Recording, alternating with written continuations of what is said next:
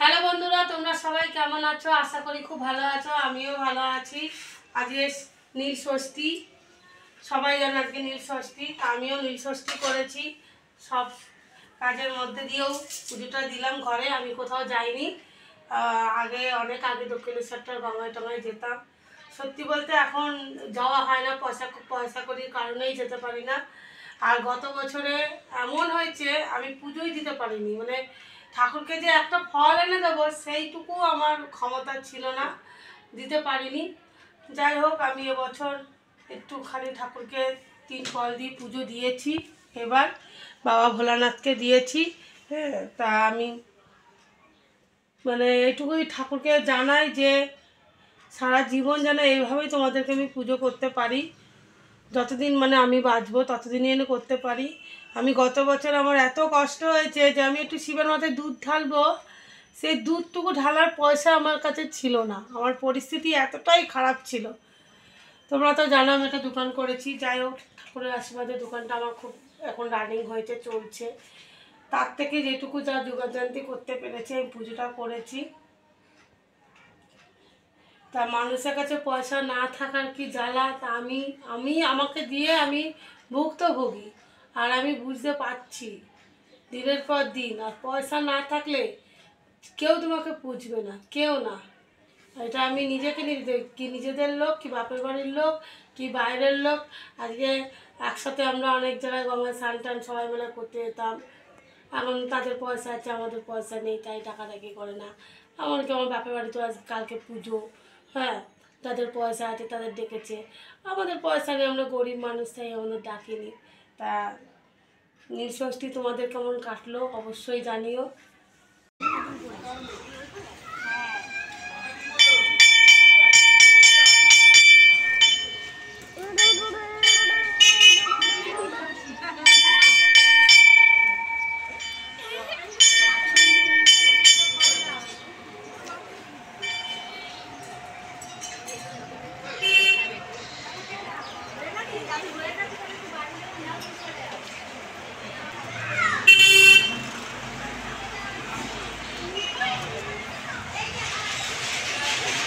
নামাও নামাও, নিচে নামাও, নিচে নামিয়ে রাখো।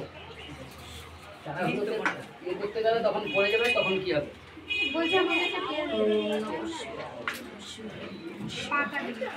এই তো সেই একই কথা, পাকা বাবা কোনোটা নয়। ঠাকুরমশাই আমাকে একটা ও ঠাকুরমশাই আমাকে একটা কথা। এদিকে আয় এদিকে আয়।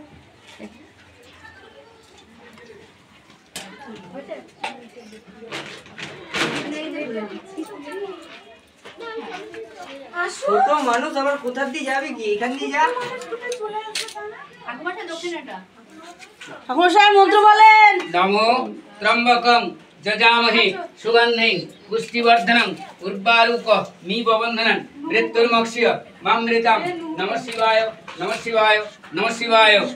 আজকে উপোস করেছি। এই যে সাবু মাখবো, সাবু ভিজিয়ে রেখেছিলাম আমি দুপুরের দিকে 1টার সময় ভিজিয়ে রেখেছিলাম। সাবুগুলো বেশ ভিজেও গেছে, বড় দানার সাবু। আর সাবু মাখতে আমি এই যে নারকেল কোড়াবো, নারকেলটা কুড়িয়ে নেবো। আর আমি কিভাবে কি কি দিয়ে সাবু মাখছি আমার সাথে থাকো, দেখতে পারবে। নারকেলটা কুড়িয়ে নেবো। দেখো আমার নারকেলটা কোড়ানো হয়ে গেছে। আর আমি এই যে সাবুর যে একটু জল ছিল, জলটা ফেলে দিয়েছি। আগে আমি চিনিটা দিয়ে নেব।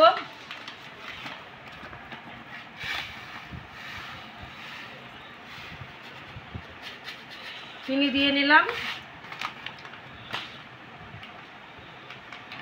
এই যে আমুল দুধ, আমি আমুল দুধ দিয়ে দিচ্ছি।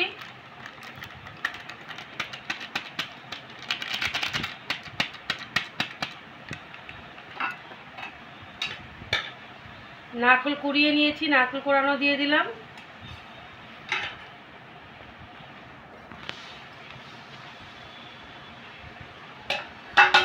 কলা ছাড়িয়ে নিচ্ছি।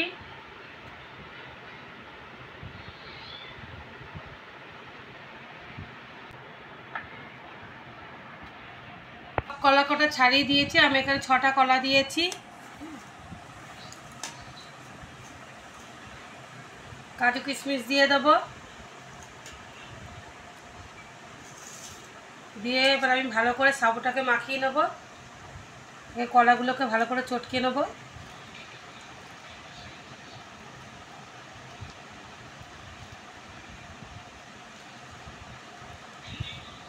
আসলে দোকান থেকে আসতে আমার একটু রাত হয়ে গেছে, প্রায় 10:30 বেজে গেছে আসতে আসতে।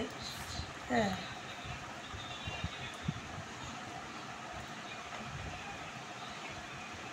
এবার কলার সাথে সাবুর সাথে ভালো করে মাখাবো সব কিছু, চিনি, দুধ।